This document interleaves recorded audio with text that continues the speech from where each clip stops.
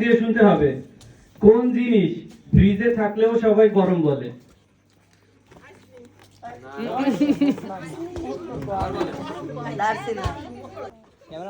তরকারিতে কোন জিনিস বেশি দিলেও দোষ, কম দিলেও দোষ?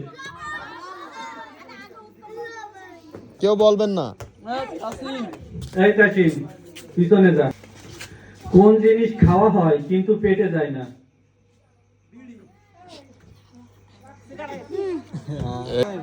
কসম খাওয়া হয় কিন্তু পেটে যায় না। পরবর্তী প্রশ্ন।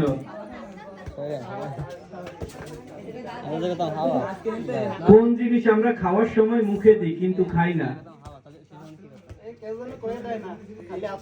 বলে দে। এটা হচ্ছে চামচ। এটা আমরা খাওয়ার সময় মুখে দিই কিন্তু খাই না। পরবর্তী প্রশ্ন। এই তো এটা চামচ কি রান্নার বাইরের জিনিস?